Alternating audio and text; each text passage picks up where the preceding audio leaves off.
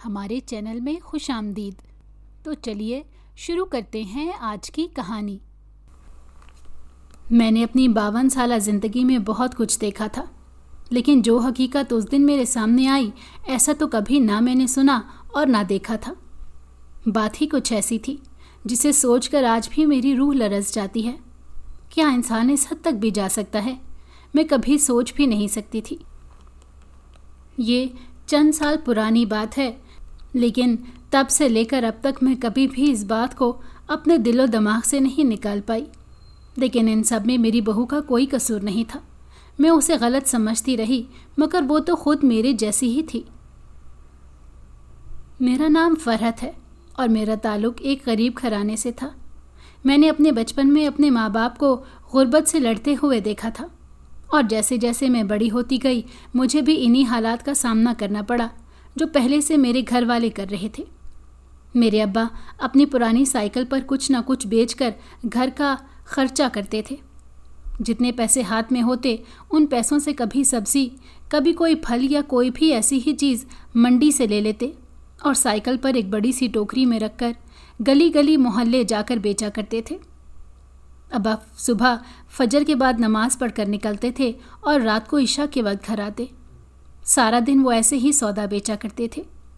سردی ہوتی یا گرمی یا ابا کی طبیعت خراب ہی کیوں نہ ہوتی، ابا ہر حال میں کام پر جاتے تھے، کیونکہ وہ جانتے تھے کہ اگر ایک دن بھی دھیاڑی نہ کمائی تو گھر میں بوڑھے والدین، بیوی اور 4 بچے بھوکے رہ جائیں گے۔ ہم 4 بہن بھائی تھے، میں سب سے بڑی تھی۔ مجھ سے چھوٹی 2 بہنیں اور پھر ایک بھائی تھا۔ بڑے ہونے کی بڑی ذمہ داریاں بھی بڑی ہوتی ہیں، جو 8-10 سال کی عمر سے ہی میرے کندھوں پر آن پڑی تھی۔ ہمارے گھر کے حالات ایسے تھے کہ اماں ابا نے ہم تینوں بہنوں کو پڑھایا نہیں تھا۔ بھائی ابھی بہت چھوٹا تھا، وہ اماں کی گود میں تھا، لیکن ابا چاہتے تھے کہ بیٹیاں نہیں پڑھ سکیں، کم سے کم بیٹا ہی پڑھ لکھ کر کچھ بن جائے تو ہمارے بھی دن بدل جائیں گے۔ اس لیے جب ہمارا بھائی 4 سال کا ہوا تو ابا نے اسے سرکاری اسکول میں لگا دیا۔ اب گھر کے خرچوں کے ساتھ بھائی کی پڑھائی کا بھی تھوڑا بہت خرچہ تو برداشت کرنا پڑتا تھا۔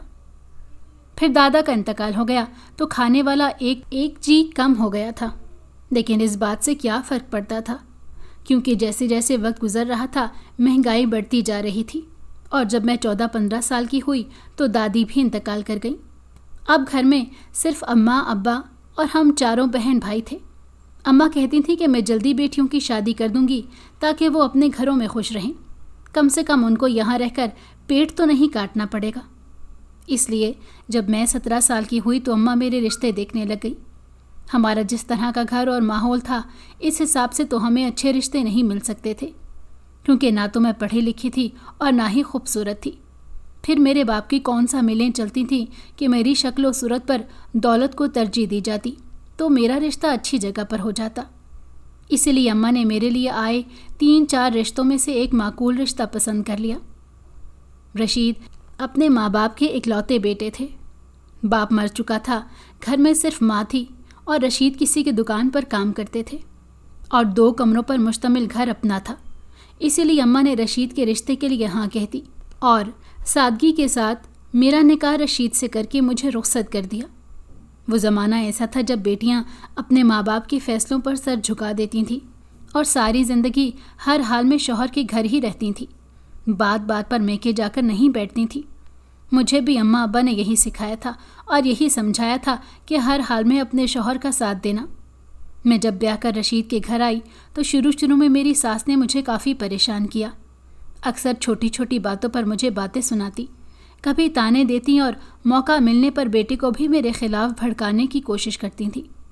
لیکن وہ تو رشید دل کے بہت اچھے تھے۔ وہ کبھی ماں کے سامنے زبان درازی نہیں کرتے تھے، لیکن کبھی مجھ سے بھی منہ نہیں پھیرا تھا، نہ ہی کبھی مجھ پر غصہ کرتے تھے، بلکہ کمرے میں جب اکیلے میرے ساتھ ہوتے تو مجھے سمجھاتے تھے کہ ماں حالات کی وجہ سے کچھ چڑچڑی سی ہو گئی ہیں، اسی لیے اس کی باتوں کا برا نہ مانا کرو، اسے اپنی ماں سمجھ کر معاف کر دیا کرو۔ تو میں رشید سے کہتی کہ میں ان کو اپنی ماں ہی سمجھتی ہوں، اسی لیے آپ کسی بھی قسم کی فکر نہ کریں۔ پھر کمبختی تو تب بڑھ گئی جب شادی کا 1 سال پورا ہونے کے بعد بھی میرے ہاں اولاد نہیں ہوئی۔ میری ساس نے تو میرا جینا حرام کر دیا تھا، हर वक्त बस उनकी ज़बान पर एक ही बात होती थी कि मुझे मरने से पहले मेरे पोते का मुंह देखना है। लेकिन मैं इस सिलसिले में क्या कर सकती थी? अगर मेरे बस में होता तो मैं कब का उन्हें पोता दे देती, ताकि कम से कम उनकी दिल जलाने वाली बातों से तो मेरी जान छूट जाती। जब वो बहुत ज़्यादा ही अजीब सी बातें करने लग गईं तो रशीद ने भी उनको समझाया। रशीद के समझाने का असर उन पर यह हुआ कि अब उन्होंने रशीद के सामने मुझे कुछ कहना छोड़ दिया था। लेकिन जब वो घर पर नहीं होते थे तो फिर उनकी वही रट होती थी। आखिरकार अल्लाह ने मुझ पर रहम किया और शादी को 3 साल पूरे होने से पहले मेरी गोद हरी हो गई। और मैं तो शुक्र अदा करती थी कि अल्लाह ने मुझे दिया भी बेटा ही था, वरना पता नहीं मेरी सास मेरे साथ क्या सलूक करती। और फिर मैं तो हैरान रह गई जब बेटा पैदा होने के बाद मेरी सास ने मुझे ताने देना और बातें सुनाना सब बंद कर दिया। वो तो बस हर वक्त पोते को देख देख कर खुश होती रहती। अब मेरा भी ख्याल रखने लग गई थी। मैंने भी सुख का सांस लिया कि चलो बेटे की वजह से ही सही मेरी कदर तो हुई। मैं तो अपने बेटे को देख देख के जीती थी। वो इतना प्यारा था जैसे कोई शहजादा हो। अब मेरी हर ख्वाहिश और दुआओं का मरकज़ वही था। मैं रशीद से कहती थी कि अब आप और मेहनत शुरू कर दें, क्योंकि मैंने अपने बेटे को अच्छी तालीम दिलवानी है ताकि वो एक अच्छी ज़िंदगी गुजार सके। तो रशीद कहते कि ऐसा ही होगा। हमने अपने बेटे का नाम साजिद रखा और उसके लिए बहुत कुछ करने के ख्वाब देखे। जैसे जैसे वो बड़ा हो रहा था हमारे ख्वाब भी बड़े होने लग गए थे। जब साजिद 3 साल का हो गया तो मेरी सास ने मुझसे कहा कि बहू, अब मुझे एक प्यारी सी पोती भी दे दे ताकि जोड़ी पूरी हो जाए। मैं अम्मा की फरमाइश में हंसने लग गई। मैंने कहा, अम्मा, ये भला मेरे बस की बात है? अगर अल्लाह ने चाहा तो आपकी ये ख्वाहिश भी ज़रूर पूरी हो जाएगी। लेकिन फिर ना तो अम्मा की ख्वाहिश पूरी हुई और ना ही इंतज़ार करने के लिए अम्मा रहीं, क्योंकि साजिद 6 साल का था जब अम्मा का इंतकाल हो गया। उनके जाने के बाद मुझे बड़ी शिद्दत से एहसास हुआ कि बुज़ुर्ग घर में बरकत और रौनक का सबब होते हैं। अब तो सारा सारा दिन कोई भी ना मुझे आवाज़ देता था और ना ही कोई फरमाइशें करता था। रशीद अपने काम में मसरूफ़ रहते, क्योंकि उन्होंने अब 2 जगह काम शुरू कर दिया था। और साजिद शरारतें करने वाला बच्चा था ही नहीं। वो स्कूल जाता और स्कूल से आकर खाना खाने के बाद सो जाता था, फिर मदरसे जाता और शाम को स्कूल का काम करता। उसे जल्दी सोने की आदत थी। वो ना तो मुझे तंग करता था और ना आम बच्चों की तरह फरमाइशें करता था। हम जो उसे खिला देते वो खुश होकर खा लेता, जो पहनने को दे देते वो पहन लेता था। उसने तो कभी हमसे पैसे भी नहीं मांगे थे। रशीद खुद ही उसे रोज़ का जेब खर्च देते, उसमें से भी वो कभी पैसे खर्च करता और कभी नहीं करता, बल्कि उसे पैसे जमा करने की आदत थी। मैं उसे देख देख कर खुश होती कि मेरा बच्चा कितना अच्छा और फर्मा बरदार है। मैं तो अब घर और बच्चे की जिम्मेदारी में इतनी मसरूफ़ हो गई थी कि अपनी माँ के घर कभी कभी जाती थी। अम्मा ने मेरी दोनों बहनों की शादी कर ली थी और अब भाई था जो पढ़ रहा था, इसलिए मैं खुद भी वहाँ जाने पर जल्दी राज़ी नहीं होती थी। और अम्मा तो मेरे पास साल बाद ही चक्कर लगाती थी। अब्बा अब घर के सामने ही सब्ज़ी का छोटा अड्डा लगाते थे। हालात पहले से बेहतर थे, मगर इतने भी नहीं कि मेरा भाई कहीं अच्छी जगह तालीम हासिल कर पाता। और वैसे भी वो बिल्कुल अब्बा जैसा नहीं था, बल्कि उसे तो अपने हालात से और अब्बा से शिकायतें ही रहती थीं। और अम्मा ने बेजा तरफदारियाँ कर करके उसे सर पर चढ़ाया हुआ था। अगर कभी हम बहनों में से कोई अम्मा को समझाने की कोशिश करता तो अम्मा हमें डांट देती कि तुम मेरे बेटे से जलती हो, इसीलिए। फिर हम कम ही उनके मामलात में बोलते थे और ज़्यादा वहाँ जाते भी नहीं थे। जैसे जैसे साजिद बड़ा हो रहा था मेरी जिम्मेदारियाँ भी बढ़ रही थी, क्योंकि मैं नहीं चाहती थी कि कभी किसी मामले में या किसी बात पर वो अपने आप को किसी से पीछे महसूस करे। इसीलिए जो बन पाता मैं उसके लिए करती थी। मैंने पाई पाई जमा करके उसकी पढ़ाई और अच्छी ज़िंदगी की कोशिशें की थी। फिर जब उसका दाखिला 9वीं क्लास में हुआ तो तालीम के अखराजात भी बढ़ गए थे, क्योंकि हम उसे प्राइवेट स्कूल में ही पढ़ा रहे थे। रशीद 2 जगह नौकरी करते थे, इसीलिए रात को देर से घर आते। मुझे तो उनकी सेहत की फ़िक्र रहती थी, क्योंकि वो कमज़ोर होते जा रहे थे और फिर वो अपना ख्याल भी नहीं रखते थे। अगर कभी तबीयत ख़राब हो जाती तो दवाई नहीं लेते थे ताकि ज़्यादा खर्चा ना हो जाए। लेकिन अब तो आए दिन रशीद को बुखार भी हो जाता और खांसी तो जान ही नहीं छोड़ती थी। वो खुद ही अपने किसी न किसी दोस्त से पूछकर कोई सिरप ले लेते और पीते रहते। मैं हमेशा उनके पीछे पड़ी रहती थी कि एक मर्तबा किसी अच्छे डॉक्टर को चेक करवा लें और अपना इलाज करवा रहे, लेकिन वो मेरी एक नहीं सुनते थे। और फिर वही हुआ जिसका मुझे डर था। एक दिन वो काम से वापस आए तो उन्हें बहुत तेज़ बुखार था और खांसी थी कि बार बार शदीद से शदीद हो रही थी, जैसे कोई खांसी का दौरा सा पड़ रहा था। उस दिन उन्होंने कुछ खाया तक नहीं। मैंने साजिद से कहा कि अपने किसी दोस्त को बुलाकर अपने अब्बा को हॉस्पिटल ले जाओ, तो साजिद अपने दोस्त के साथ अपने बाप को लेकर हॉस्पिटल गया। लेकिन जब अकेला वापस आया तो मुझसे गले मिल के रोने लग गया, क्योंकि उसकी अब्बा की तबीयत ज़्यादा ख़राब थी और डॉक्टर्स ने उन्हें हॉस्पिटल में दाखिल कर लिया था। कुछ टेस्ट करवाए तो पता चला कि उन्हें काले अरकान जैसी ख़तरनाक बीमारी थी और बीमारी उनके अंदर अपनी जड़ें मजबूत कर चुकी थी। इसके अलावा उनके फेफड़ों पर भी असर हुआ था, जिसकी वजह से उन्हें खांसी के दौरे पड़ते थे। साजिद ने कहा कि कुछ दिन अब्बा को हॉस्पिटल में रखना पड़ेगा। ये सुनकर मैं बड़ी परेशान हो गई। फिर जो मेरे पास था वो सारी जमा पूंजी रशीद के इलाज पर लगा दी, लेकिन उनकी ज़िंदगी का पत्ता कट चुका था और वो इलाज के बावजूद ठीक ना हुए और 1 महीने के अंदर अंदर दुनिया से रुखसत हो गए। उनके जाने के बाद हम दोनों माँ बेटा अकेले रह गए थे। साजिद उस वक्त कॉलेज में था और उसके इम्तहान होने वाले थे, लेकिन बाप के जाने का असर उसके दिलो दिमाग पर इतना हुआ कि वो ठीक से इम्तहान नहीं दे पाया। रशीद चाहते थे कि साजिद डॉक्टर या इंजीनियर बने, लेकिन साजिद के इम्तहान अच्छे नहीं हुए थे तो उसे मेडिकल में दाखिला मिला और ना इंजीनियरिंग में। मैंने उसे बहुत समझाया तो उसने आगे पढ़ने के लिए एडमिशन ले लिया, क्योंकि वो तो आगे पढ़ना ही नहीं चाह रहा था। उसका दिल टूट गया था और फिर वो कहता था कि पढ़ाई के लिए खर्चे की ज़रूरत है। अब तो हमारा घर भी चलना मुश्किल है, तो मेरी पढ़ाई का खर्चा कैसे होगा। मैंने उसे कहा कि मेरी इद्दत पूरी हो जाए, उसके बाद मैं कुछ ना कुछ कर लूँगी। मेरे ये कहने पर साजिद खामोश हो गया, लेकिन अभी मैं इद्दत में थी कि मेरे अब्बा भी इस दुनिया से चले गए। यके बाद दीगरे ये दोनों सदमे मेरे लिए बहुत बड़े थे, लेकिन मैंने सब्र किया और हिम्मत से काम लिया, क्योंकि मेरे सामने अब सिर्फ़ और सिर्फ साजिद का चेहरा था। मुझे उसके लिए जीना था और कुछ करना था, ताकि वो पढ़ लिख कर अपने पैरों पर खड़ा हो सके। दूसरी तरफ अब्बा के जाने के बाद मेरे इकलौते भाई ने अम्मा का जीना हराम कर दिया। वो पहले ही गैर जिम्मेदार और लाउबाली सा था, अब तो उसे अब्बा का भी डर नहीं रहा था। वो रातों को देर से घर आता और बूढ़ी माँ का ज़रा भी ख्याल नहीं करता था।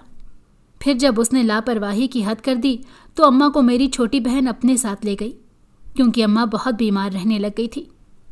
मेरी इद्दत पूरी होने तक घर में से हर चीज़ ख़त्म हो चुकी थी।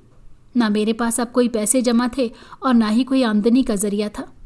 मेरे पड़ोस में जो मेरी सहेली रहती थी वो मुझसे मिलने हर दूसरे तीसरे दिन आ जाया करती थी।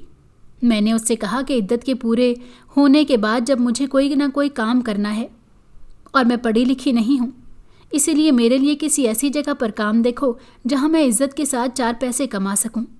तो उसने मुझे कहा कि मैं भी तो बंगले में काम करने जाती हूँ, तुम भी किसी कोठी या बंगले में ही जा सकती हो। जैसा और जितना काम हो उस हिसाब से अच्छी तनख्वाह भी मिल जाती है और खाने पीने को भी मिलता रहता है। और फिर अगर मालिक या मालकिन अच्छे हों तो वैसे भी बहुत ख्याल रखते हैं। मैंने उसकी बात सुनी तो खामोश हो गई, क्योंकि कभी भी हमने इस तरह का काम नहीं किया था कि किसी के घर में जाकर घर के काम करने पड़े, लेकिन हालात हमसे सब कुछ करवा लेते हैं। मैंने उसे कहा कि ठीक है, तुम मेरे लिए कोई कोठी या बंगला देख दो, फिर मैं तुम्हारे साथ जाके उनसे मिल लूँगी, लेकिन ये बात सिर्फ तुम्हारे और मेरे बीच में रहनी चाहिए। कुछ दिन बाद उसने मुझे कोठी में काम का बताया। वो कहने लगी कि वह बहुत अमीर लोग हैं और घर में सिर्फ माँ और बेटी और एक बेटा होते हैं। बच्चे जवान हैं और उनका बाप नहीं है। माँ ही है जो बिज़नेस और घर को देखती है, तो उसे अपने घर में काम के लिए किसी ऐसी औरत की तलाश है जो खाना भी बना सके और ईमानदार भी हो, जो उसकी गैर मौजूदगी में घर की देख रेख कर सके। इसलिए वो अच्छी तनख्वाह दे रही है, क्योंकि सुबह से शाम 4 बजे तक वहाँ रुकना होगा। मैं उसके साथ बंगले में चली गई ताकि बेगम साहिबा से मुलाकात हो सके, और जब मैं उनसे मिली तो उनकी शख्सियत से बहुत मुतासिर हुई। वो बहुत पढ़ी लिखी बेहतरीन शख्सियत की मालिक खातून थी, जो अपने घर और बिज़नेस को एक साथ संभाल रही थी। वो लोग बहुत ज़्यादा अमीर थे। उनकी एक बेटी और एक बेटा था बेटी मेरे साजिद की हम उम्र लग रही थी, जबकि बेटा छोटा था। उन्होंने मुझे काम समझा दिया और मेरी सोच से ज़्यादा तनख्वाह बताई। साथ ही उन्होंने कहा कि महीने के बाद तुम्हारे और घर वालों के कपड़े और मेडिकल का खर्चा भी हम देंगे। मुझे उससे बढ़कर क्या चाहिए था? अगर ऐसा हो जाता तो मैं अपने बेटे की तालीम आसानी से जारी रखवा सकती थी। फिर बेगम साहिबा ने मुझसे मेरे बारे में और घर वालों के बारे में पूछा तो मैंने उन्हें बता दिया कि मैं बेवा हूँ और मेरा एक ही बेटा है जो कॉलेज में पढ़ता है। मैंने बेगम साहिबा को अगले दिन से आने का कह दिया और घर आई तो साजिद मेरा इंतज़ार कर रहा था। मैंने उसे बताया कि एक कोठी में बेगम साहिबा ने घर की देखभाल की जिम्मेदारी मुझे दे दी है। उसके अलावा मैंने वहाँ कोई काम नहीं करना, तनख्वाह भी बहुत अच्छी दे रही हैं, इसीलिए मैं कल से नौकरी पर जाऊँगी। मैं जानती थी कि अगर मैंने साजिद को बताया कि मुझे वहाँ पर और भी काम करने पड़ेंगे तो वो कभी भी मुझे वहाँ जाने नहीं देगा। इसलिए मैंने साजिद से झूठ कहा था और उसे अधूरी बात बताई थी। साजिद मेरी बात सुनकर खामोश सा हो गया, क्योंकि वो नहीं चाहता था कि मैं कहीं पर भी काम करूं। लेकिन अभी वो पढ़ रहा था, इसलिए मेरा काम करना ज़रूरी था। अगले दिन मैं अपने काम पर चली गई। बेगम साहिबा की बेटी का नाम नरमीन था। वो बड़ी प्यारी बच्ची थी। अभी कॉलेज में पढ़ रही थी, लेकिन कॉलेज से वापस आकर हमेशा घर में ही रहती थी। वो एक एहसास करने वाली और हमदर्द इंसान थी। लेकिन कुछ दिन में ही मुझे महसूस हो गया कि वो बहुत चुप चुप रहती थी, जबकि उसका भाई उससे बिल्कुल मुख्तलिफ तबीयत का था। मैंने ये भी नोट किया था कि बेगम साहिबा अपनी बेटी से ज़्यादा बेटे को अहमियत देती थी, उसके साथ ज़्यादा लाड प्यार से पेश आती थी और खाना भी उसकी पसंद का ही बनता था। दोपहर को खाने की मेज़ पर तीनों माँ, बेटा और बेटी मौजूद होते थे। माँ और बेटा आपस में बातें करते रहते और नरमीन खामोशी से खाना खाती थी। लेकिन मैंने कभी उससे इस बारे में बात करना मुनासिब नहीं समझा, क्योंकि जाहिर है मैं उनके घर एक मुलाजमा थी। मुझे वहाँ काम करते हुए 1 महीना हो गया था और फिर जब बेगम साहिबा ने मुझे तनख्वाह दी तो मेरा और साजिद का जोड़ा भी दिया। उसके अलावा उन्होंने कुछ पैसे इजाफी भी दिए और कहा कि अपने बेटे की पढ़ाई के लिए इस्तेमाल कर लेना। मैं बहुत खुश हो गई। उस दिन मैंने साजिद की पसंद का खाना बनाया और उसके लिए जाते हुए फ्रूट भी लेकर गई थी। जब वो कॉलेज और एकेडमी से वापस आया तो बड़ा खुश हुआ और पेट भर के खाना खाया। फिर मैंने उसे वो जोड़ा दिखाया जो बेगम साहिबा ने उसके लिए और मेरे लिए दिया था। वो देखकर और भी खुश हो गया और कहने लगा, भाई बड़े दिल वाले लोग हैं। उसके बाद उसने कभी भी मुझे काम पर जाने से नहीं रोका। मेरा भी आहिस्ता आहिस्ता वहाँ दिल लगने लग गया था। मुझे सबसे ज़्यादा अच्छी नरमीन भी लगती थी। मैं जब किचन में काम कर रही होती तो वो अक्सर मेरे साथ आके हाथ बटाने लग जाती और मुझसे बातें भी करती थी। लेकिन उसने कभी भी अपनी माँ के बारे में मेरे सामने कोई ऐसी वैसी बात नहीं की थी, इसलिए मैंने भी उससे कुछ पूछना मुनासिब नहीं समझा। एक दिन मैं कोठी में काम कर रही थी कि साजिद का फ़ोन आ गया। मेरी अम्मा का इंतकाल हो गया था, तो मैं नरमीन बीबी को बताकर अम्मा के जनाजे में चली गई। अब तो हमारे मैके में सिर्फ हमारा इकलौता भाई बचा था, इसलिए हम तीनों बहनों ने मिलकर भाई की शादी कर दी और भाभी हमारी सोच से ज़्यादा तेज़ और चालाक निकली, इसलिए हमने मैके जाना ही छोड़ दिया। मुझे तो वैसे भी अपने घर और नौकरी से फुर्सत नहीं मिलती थी, बस कभी कभी भाई को फ़ोन कर लेती थी। उसने तो खुद से कभी मेरा हाल तक नहीं पूछा था। दूसरी तरफ साजिद भी ऐसी के इम्तहान दे चुका था। मुझे बेगम साहिबा के पास काम करते हुए 6 महीने हो गए थे। एक दिन बेगम साहिबा ने मुझे अपने कमरे में बुलाया और कहने लगी कि मुझे तुमसे बहुत ज़रूरी बात करनी है। फिर वो मुझसे साजिद की पढ़ाई के बारे में पूछने लग गईं और ये भी पूछा कि उसकी कोई जॉब हुई या नहीं। मैंने उन्हें कहा कि वो जॉब देख रहा है, लेकिन अभी तक तो कोई नौकरी उसे नहीं मिली। तो बेगम साहिबा कहने लगीं, अगर तुम मेरी एक बात मान लो तो मैं साजिद को कोई छोटा मोटा कारोबार शुरू करवा के दे सकती हूँ। इस तरह उसे जगह जगह ख्वार भी नहीं होना पड़ेगा और कारोबार फलता फूलता रहेगा तो तरक्की के बड़े मौके मिलेंगे। मैं बेगम साहिबा की बात सुनकर थोड़ी हैरान हो गई कि आखिर ऐसी क्या बात है वो जो मुझसे मनवाना चाहती हैं कि मेरे बेटे को कारोबार शुरू करवा के देंगी।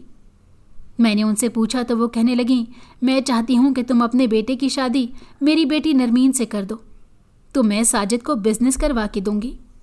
उनकी बात सुनकर तो मैं अपनी जगह से उठ खड़ी हुई। मैं इस कदर हैरान हो रही थी, भला ऐसी बात वो क्यों कर रही थी।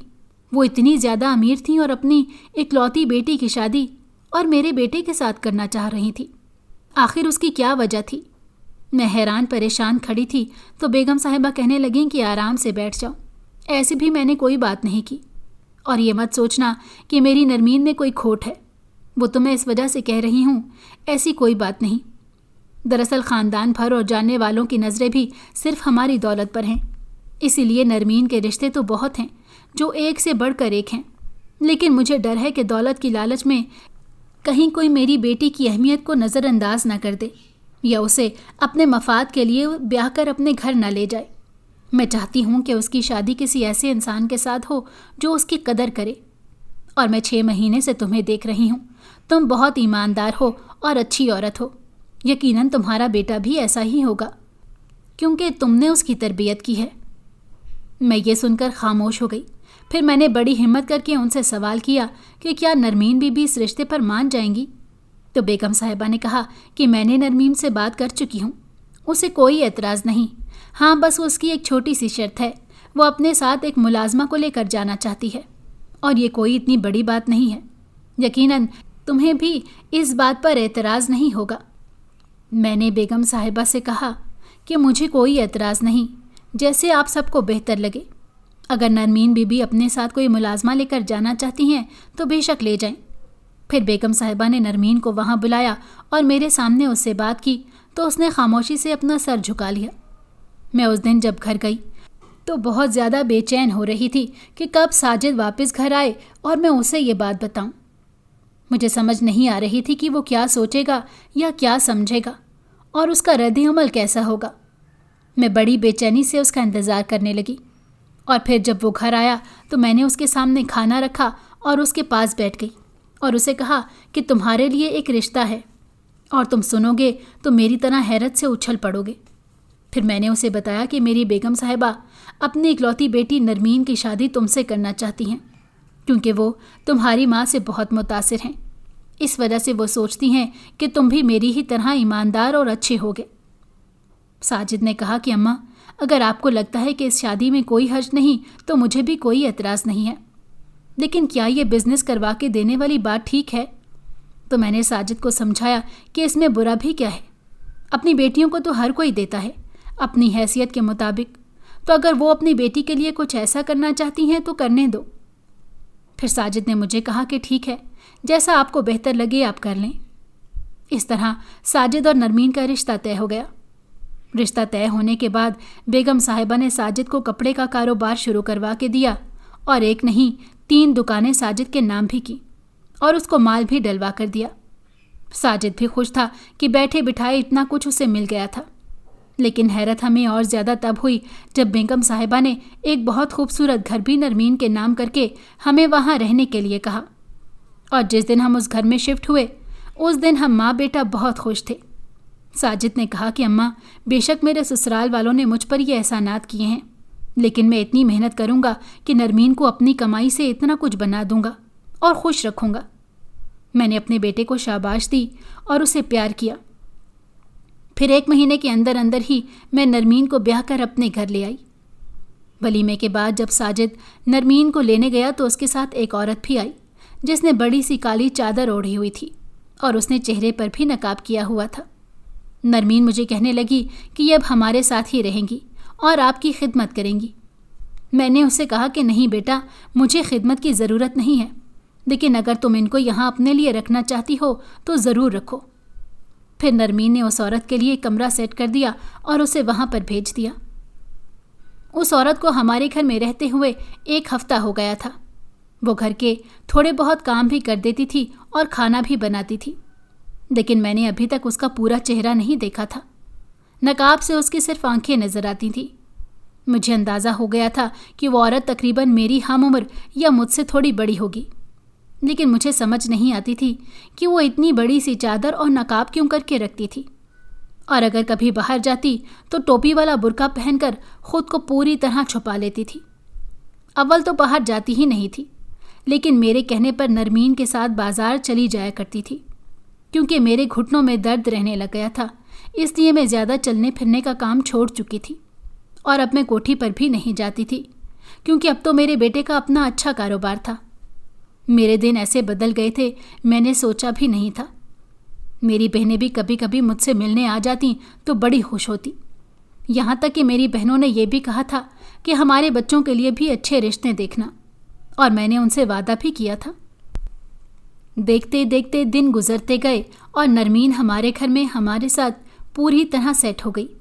اسے دیکھ کے بالکل بھی نہیں لگتا تھا کہ وہ اتنی امیر ماں کی بیٹی ہے۔ میں تو یہ سوچتی تھی کہ نہ جانے شادی کے بعد نرمین کیا کرے گی۔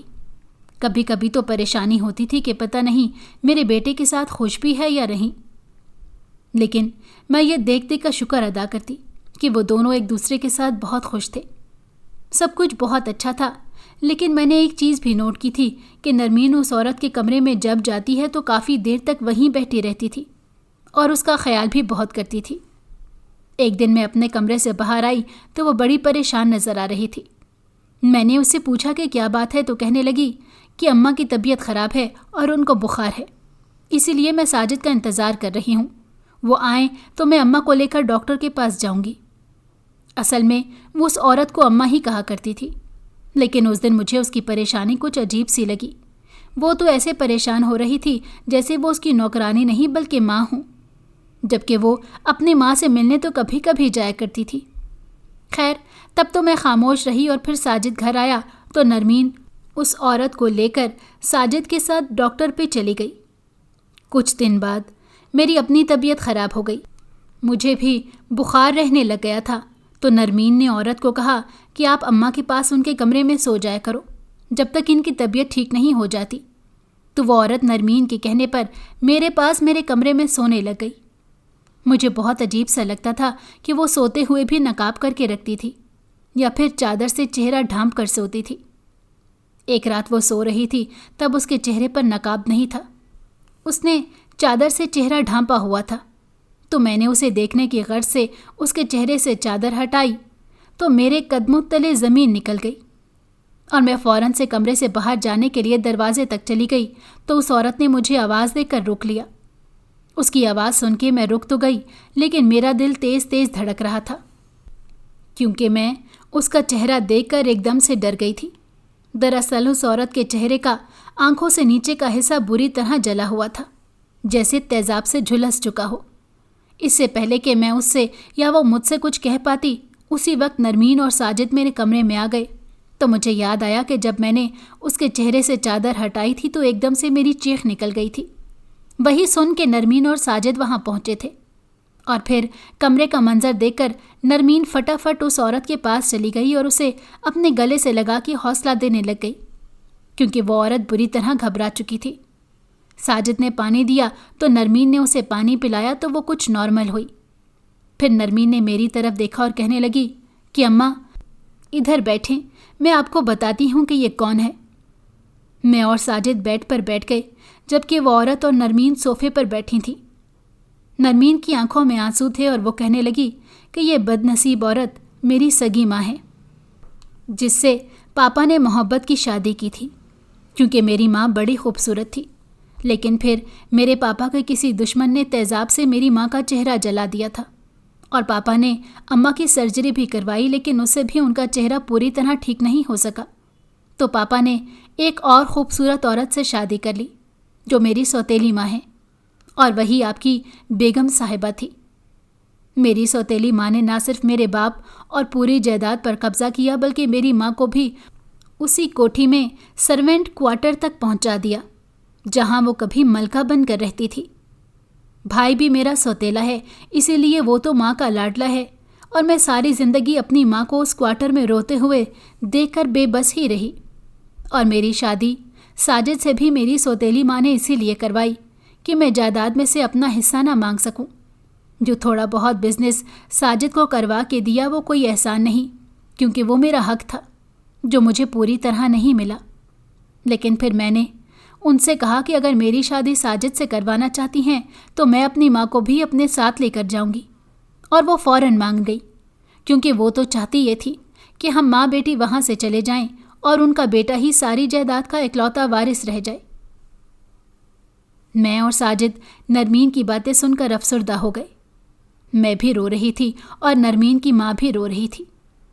फिर मैं उठ के नरमीन की माँ के पास गई और उससे कहने लगी कि आप नरमीन की माँ नहीं, मेरी बहन हैं, और अपना हक समझ के यहाँ अपने बेटे के पास रहें। तो उसने मुझे गले से लगा लिया। नरमीन कहने लगी कि शादी के वक्त मेरा भी दिल बहुत डरा हुआ था, लेकिन अब मैं साजिद और आपके साथ अपने घर में बहुत खुश हूँ, मुझे कुछ और नहीं चाहिए। तो साजिद ने कहा कि मैं हमेशा तुम्हारे साथ हूँ और अब मेरी एक नहीं 2 माएँ हैं।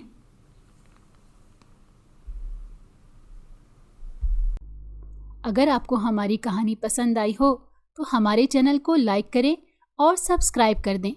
बेल नोटिफिकेशन को भी ऑन कर दें ताकि हमारी आने वाली हर मज़ेदार कहानी आपको वक्त पर मिलती रहे।